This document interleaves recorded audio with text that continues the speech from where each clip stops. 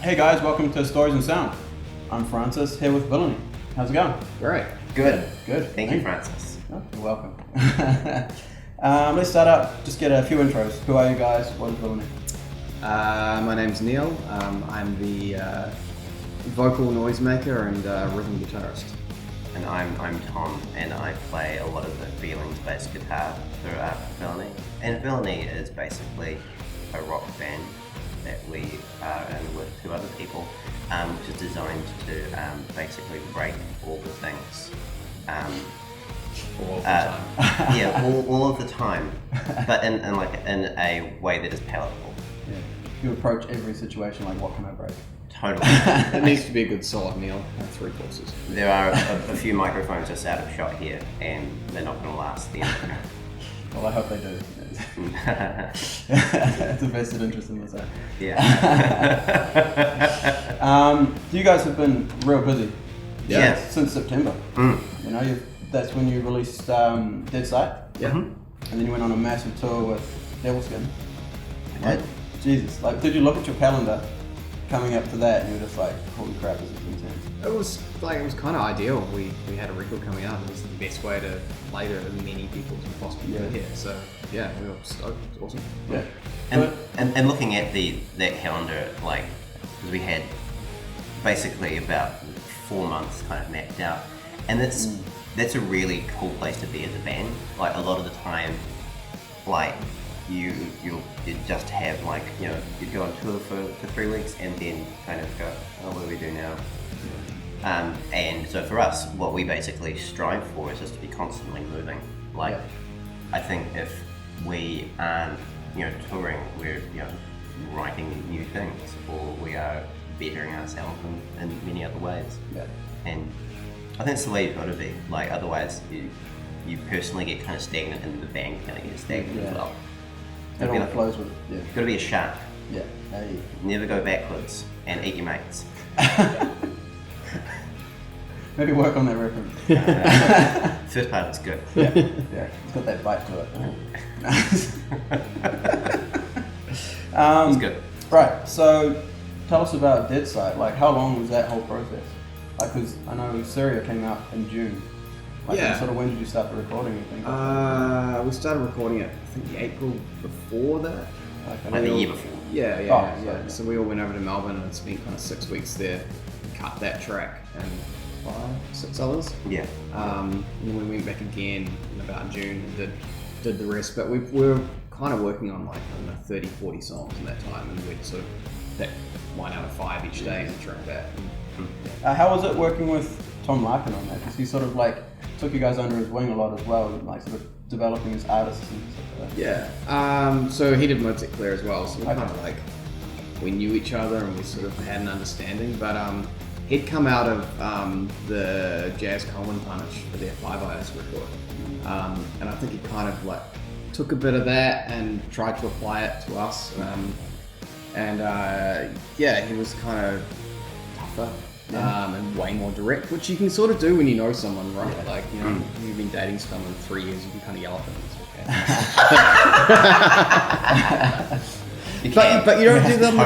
You don't do that in the first date. It's kind of, you know, it's just not okay. But you can tell them that you can't, and it's all right. And that's basically what happened. You know, he'd tell us the tape was shit, and tell us it was shit to our faces, and tell us to do it again and again and again. And when it was good, we knew it was good because we believed him, and that's sort of, you know, that's the good thing about developing that kind of relationship. Trust, you know, there's a lot of trust and, like, faith build up between us and him for you know, what's a good performance and what's a good song. Yeah. I also think the other thing that happened as well is that we were quite green going into Mode Clear, whereas we were much, you know, better musicians by the time Dead Sight came around. So there was punishment from Thom in terms of the way he was approaching it, you know, the whole recording process. But I think our expectations and what we were kind of capable of, but also aiming for as well. Yeah. Like with Mode Set, we were, at least I don't know about you, but I was just really stoked to have the songs sounding good, like a proper rock band. Yeah. Whereas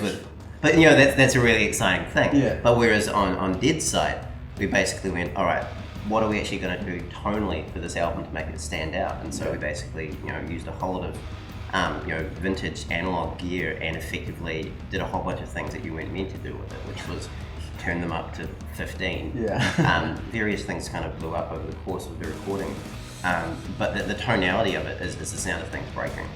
Yeah, and you can take that metaphorically as well, where we're basically living in each other's pockets for 6 weeks. Yeah. I said some mean things to Neil in that time, and Neil said some mean things to everyone. Yeah. But that's kind of how it works as well. Is that like if you use Neil's relationship metaphor, when you've played in a band for as long as we have together, you kind of are able to tell someone that their idea is shit. Yeah. Not that they're shit, and that needs to be an intuitive understanding. That you're all there for the same reason. Totally, absolutely. And when everyone's pushing towards that end goal really, really quickly, there's a lot at stake. And you'll be quite sharp. Yeah, totally. And everyone wants to get to the top of the mountain, but there are a bunch of different ways kind of getting there. Yeah. It's basically involved, working together, but being okay with calling someone a cunt. Yeah. Basically. Which is okay. It's okay. You guys are alright with that after that 6 weeks? After all the time Oh no, see, me and Neil have known each other for a long time, and one of the first times I realised that that I counted him as a really good friend was when I actually called him a cunt, meant it, and was kind of okay with it. Okay. Like, it was something punishing happening. Here's to calling people cunts. Yeah. I genuinely think it's such a wonderful word. Oh, it is. Are there issues with saying cunt? No. Cunt. Therapeutic, eh? How have the songs been sort of received after you've sort of gone through and released them? Awesome. I mean, so the first show on that tour was the day we released the record, and I think it was in Hamilton. One of the things that really struck me was I think we were playing like Love and War or maybe Tampa or some kind of looking around the audience and seeing people sing along and being like, oh, this is cool. They've had 12 maybe hours. Yeah, lots of days. 8 hours to listen to to it. absorb it, and and that's that's a pretty special thing. Yeah. And of course, like going into the tour, that would just kind of multiply. Yeah. Those more days when the hype around and everything. The thing that I've really enjoyed about it is actually just how different people like different tracks. Okay.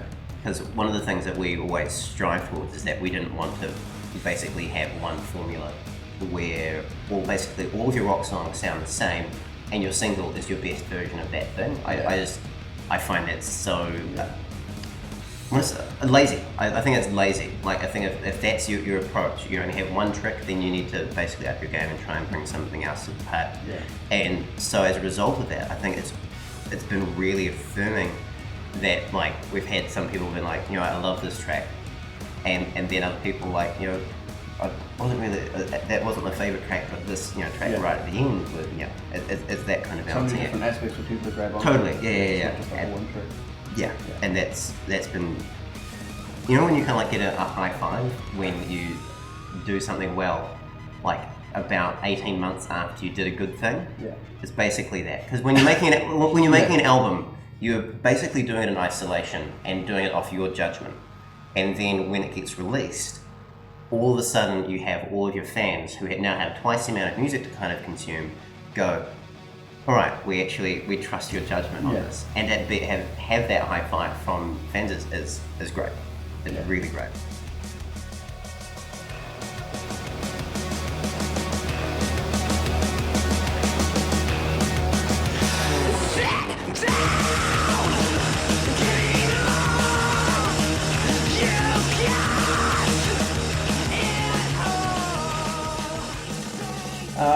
So before you actually got to play ACDC, you guys did a few showcases at the Lucha Lounge. Yeah, we did. Yeah, it was around about that time. Yeah, you've forgotten about that. This has been a long Let me field this question for you. I remember. Yeah. No, it all comes back to me now. Yeah. Well, see, we Like bringing the Cindy on. those Lucha shows were really, like, there's actually a hilarious counterpoint to playing those ACDC shows, because we literally played Thursday night in Auckland at Lucha, and Lucha, bless it, is shutting its doors. And so it was actually really. Tried to drive a car off the car park into the building. They did. That was a classic. What? You saw that I news didn't story? see Yeah, that. no, there's a car that crossed the road and yeah, like a car literally reversed off the 4th story down onto another parked car there and kind of crashed the bonnet. And there were people inside. There were people inside. Yeah.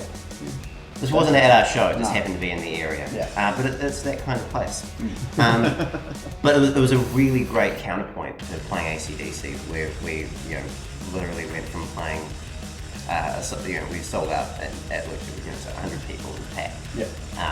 And then going to... But it was like, there's a dude in front of my nose. Yeah. Yeah, totally. It wasn't a safe Environment.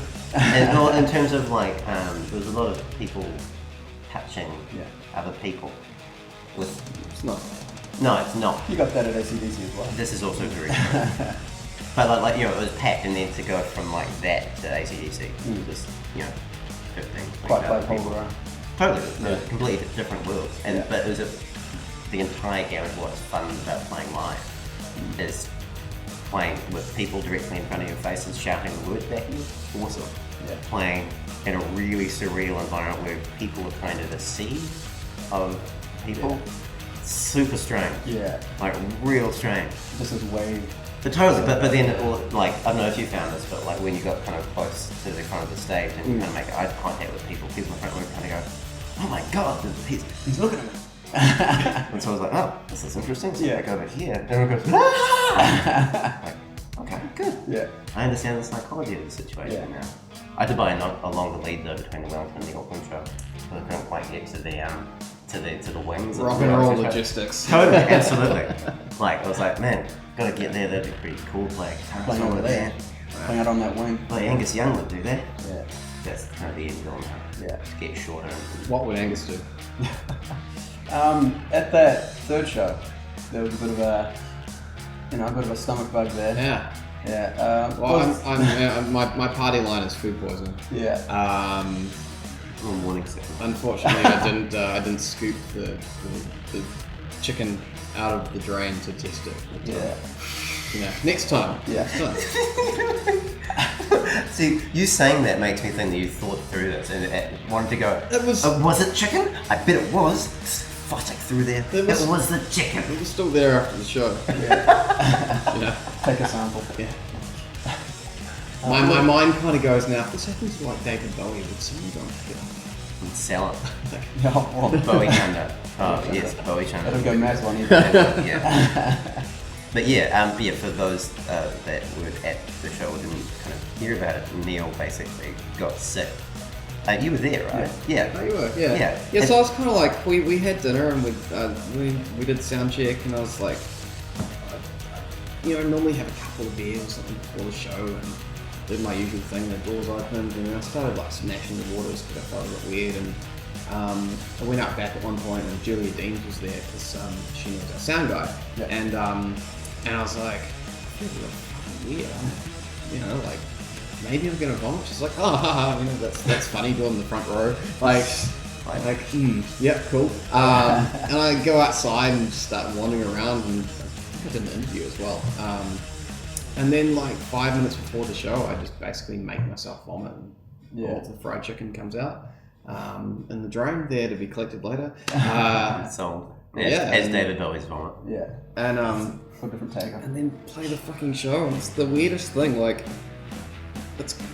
I guess it'd be kind of like doing a marathon after having done that. Like, this tiny little box of a room which is hot as shit, and you have no hydration in your body at all, but you're trying to look like there's nothing Like you've wrong got as well. I didn't know. I literally didn't know until because we were playing the album start to finish. I didn't know until track 10 where Neil basically basically left the stage because you left like 4 times. So it was always at the end of the song. Yeah. I thought there was some kind of technical problem. So me, James, Things always fuck up. yeah, totally. Me, James, and Dave were basically having a sweet time. It's like jamming away. It was awesome. That jam session was pretty cool. It was great. But I mean, and that's the thing is that like the thing that I enjoyed about that, as much as I enjoy watching Neil in pain, I also just I enjoyed the fact that we won't do another show like that. You know what I mean? Like there won't be a show that is a packed out tiny room. I'd never say never. Okay. Unlikely. It's unlikely. It was a special weird show where Neil managed to bomb it 4 times and then Saul came back and played an encore. Yeah. Which was very impressive. Well, at least that one was after AC/DC. Totally. Yeah. So yeah, on to AC/DC now. Yeah. How did you guys prepare for something that massive? We just rehearsed our asses off. Yeah. We worked out what songs we wanted to play, how we wanted to play them. We had to time it like crazy, so it gave us this window of 20 minutes and 20 minutes only.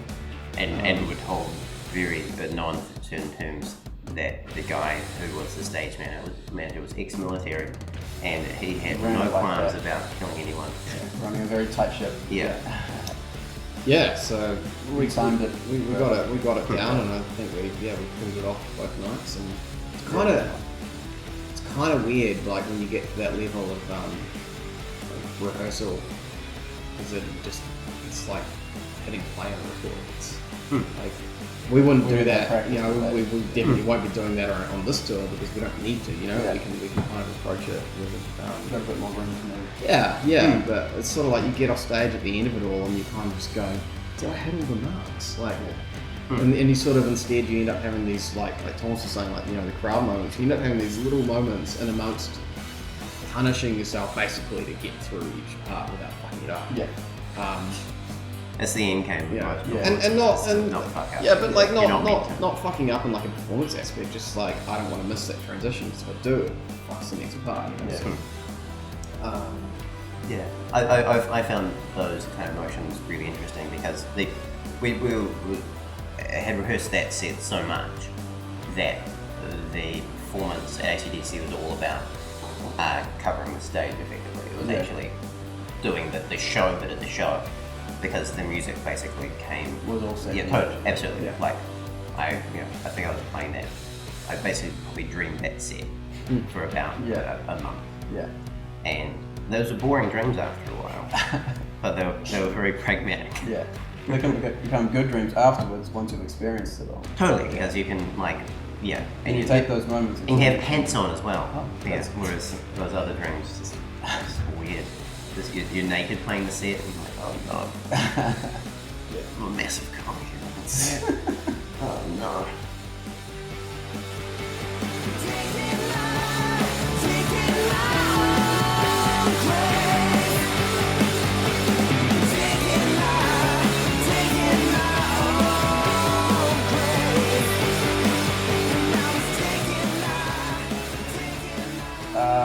Right, so you guys have got a lot coming up soon. You got the Dead Side tour starting this week. Yep. Tell us the dates, locations. So we kick off this Thursday, 31st of March, in good old Palmy at the Royal, which is always a sweaty, pretty rabid good time. Totally. Sweat from the roof. Yeah, always. It's like the boiler in 2003. Yeah. That was crazy. Then we cruise sort of west towards the Naki into New Plymouth. It was west, yeah. Yeah. So I had to do the never eat. Yeah. No, I do that. Yeah. I don't blame Soggy wheat bix is a bad time. No. Don't do it. Never eat wheat bix. Unless you can cover it in lots of brown sugar. But I mean, what's the point that you're doing wheat bix for health purposes? Are you? Keep it. Touring is a rough life. So we play the Mayfair Friday night. It's April Fool's Day. Although the rule was midday cut off. That's right. So Yeah. Don't know what we can do there. Naki's always mean. They've done a ton of shows at the Mayfair. It's rad, and we always seem to go out afterwards and have some kind of strange night uptown somewhere. Yeah. Then we drive down the coast and we roll into Homegrown and do that whole thing there. Yeah. So that's this week. Then we've got Christchurch and then that's that way. Christchurch on Friday the 8th. Is it the 7th or the 8th? It's either on the 7th or the 8th. It's next Friday. It's not a Thursday. Yeah, it's not a Thursday. And then on Saturday, and then on the 14th on Thursday we're playing in the Melt or Tauranga. Then 15th in Hamilton, at Altitude, and then the 16th at Galapagos in Auckland, which is going to be a pretty exciting way to end the tour. Yeah. But normally we start in Auckland, and so to end in Auckland, you basically have your hometown show at the end. It's gonna be awesome. Yeah, It's cool because you get to vomit in your own gutter. It's true. Or outside in your alleyway. There's some good alleyways around here. There you go. It's Neil's classic show trick now, where he just gets sick and vomits. Probably not one I'd go with, but to each their own. It's a niche. Yeah, again. Is this your guys' biggest headlining tour? Yeah, I think so. Yeah. And it's really cool to be able to present a new record and also bring back songs that we haven't played at the last one. And it's been fun putting together that set and still working out, what we can do. And every other show we've played for the last 18 months has been like a 40-minute max kind of thing. Yeah. So, we can do what we want. It's great. Because you guys have just released Mode Set Clear, re-released it. Yeah. And so we'll be selling CD copies of it because we basically it sold out effectively on CD. To the extent we have people messaging us being like, where do I find these? Yeah. I've got a saved search on Trade Me, but nothing's coming up. Okay, fine. So we re-released it with an unreleased track that was luck. And so we'll be pulling out some bloody old school bangers from Mode Set as well, which is cool because there's some quite good songs on there. It's not a bad album. It's not a bad album. It might have won some award or something at some point. It did. Yeah. Oh, that's right. It did too. I thought you were kind of joking, and I was like, oh no, it won a music award. Yeah, it did. I won some blog award for best New Zealand album of the week from Eastern European blog. Great. Yeah. But really looking forward to that. Brooke Fraser won the week for. That's good.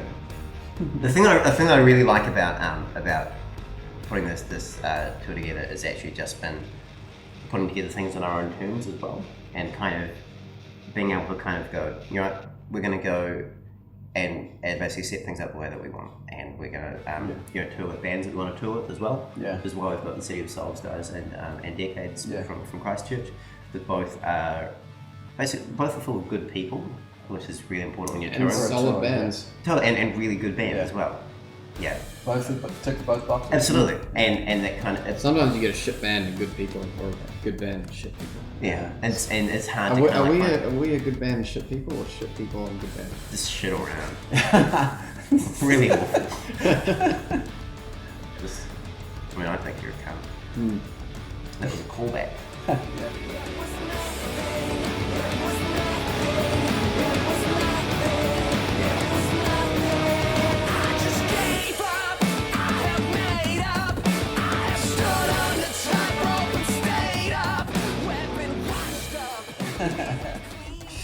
Now, The Rock have been huge supporters of you guys. Totally. From your beginning, really, like Alligator Skin, right through to now. Was this tour organised with them, initially? Or were you guys, planning a tour and they're like, oh, yeah, we'll help you out? I think we've been talking about doing it for so long, they've always sort of been in the loop, so they're they're the logical people to have behind it. People that listen to The Rock know and, presumably like our music, so. And then everyone that works there is really awesome, and they're always ready to work with. Yeah, it's a symbiotic relationship. We really appreciate their support, and in return try and provide them with music that they can play on their radio station. A win-win situation, really. But the thing that's really cool about playing shows for The Rock is that there's such a loyal fan base there. There's people that listen to The Rock all day. And live and breathe that station, and we love that. It's really good people. Good people to have good chats with, and do some fights. Not with each other, with bloody anyone that causes trouble. I'm keen for some fights this time. Okay. It's been a while since I've done some fighting. I'll keep that in mind. Thomas is very tough. I'm very, very tough. You have a beard. I do, and that makes people think that I'm tougher than I am. I'm more like I kind of cloud over and go see red, and then just kind of flail and don't stop until the other person. On the radio aspect, It was a very, very cool segue. Because you guys have just released a video with Ghost. Yeah. We released the Ghost video. Yeah, I can't remember the song title. Give Up the Ghost. Give Up the Ghost. That's the one. Yeah. And sort of, have you picked another song that you wanted to? So the Rock have just started playing No Future. Oh, yeah. So it's going to be the next one, and we've got a video that we're going to drop soon for that as well. It's already done? Yeah. Man. Who have you been working with, like, on this video? This one's sort of like a mixture of about 3 years live footage by a whole bunch of different people who were shooting it, and Thomas cut most of it together. Nice. Yeah, it's cool. Yeah. It's kind of like a mega upgraded version of the Monday Night Fright Night video. But yeah, it's a really fun watch, and I don't think a lot of bands put out like any kind of live stuff anymore, and if they do, it's just like a 2-cam thing of them actually playing songs. So it's cool to have something like that. Yeah. I mean, because we've been playing No Future for like a couple of years now, and so we tend to film quite a lot of our shows, and so it's the best of a lot of the performances, including like, a little bit from AC/DC as well. Actually kind of, solid. Totally, yeah. Of Angus Young. Yeah, mostly Angus Young. And a lot of like the AC/DC crowd with them, like, and then all of the just fireworks. cut it onto your stuff. Totally, yeah. We just cut the fireworks and the cannons and be like, oh yeah, this is a Villainy show. Yeah. Very high This is what production. you get. Yeah, totally. So have you guys been working on new music, like since, because you started Dead Site ages ago? Yeah. It's been released September. Yeah. You guys have been working on new stuff? Yeah. When we were in Australia, we rented out a rehearsal studio for like 3 or 4 days, and went in there and just jammed every day for like 12 plus hours and recorded absolutely everything. So we're kind of slowly working through all of those ideas that make sense, and every other day when we're rehearsing, we'll end up going off track and playing something and turning that into something. And the plan after the tour is to kind of go back to all of that stuff and develop it into full-fledged songs. It's quite good though. Like a lot of these songs are also quite good. Yeah, you happy with how they're going? Oh yeah, totally. Yeah. We don't think they should. No. Are you going for the same approach again? Like you were saying, you had like tons of songs before, and you just sort of picked one out of 30 each day. Is that the same approach you're going for? But I think it has to be. Like I think honestly, like it comes down to the quality of an idea, and you basically choose the ones that have the best ideas, and you go for them. Like that's kind of I think the most important thing when you're a creative person working in a creative industry, your taste becomes the most important thing, and so you don't self-censor the ideas part of it. So when you're kind of like creating things, you just basically go for it. It's when you're kind of like listening back to things and the things that you choose to develop further, that's when you kind of go, let's grab this riff from this thing and push these two together, and then all of a sudden you kind of create something that's better than some of its parts. Yeah. Like some of it's all part. Yeah. Yeah. Like we tend to kind of sketch them out, and then the ones that we pick are the ones that we kind of really resonate with you guys. And then we kind of flesh those out properly and turn them into something that's living and breathing. Yeah. So that's the goal after this tour? It'll be that shit ton of stuff. Yeah, that Australia. Yeah. Then we've got some other kind of sneaky plans up our sleeves as well. Yes, we do. Oh, you don't know. I've got some sneaky plans. Very sneaky. Basically some things we are keen to try out. Yeah. But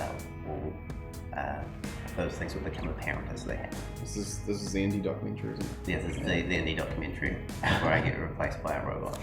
It's great. Yeah, that's going to be amazing. Yeah.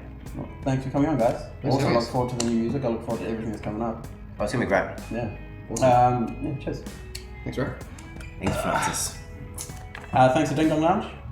Thanks, Ding Dong Lounge. Thanks, Ding Dong. Thank you all for watching. Thank you. And we'll see you later. See you at the shows. Yeah, bye. Wicked. Joyce, easy as that. Awesome. And what I think you should do is when me and Neil are waving, make sure that we're waving at the wrong camera. So I wave to that one, you wave to that one, it'll be great.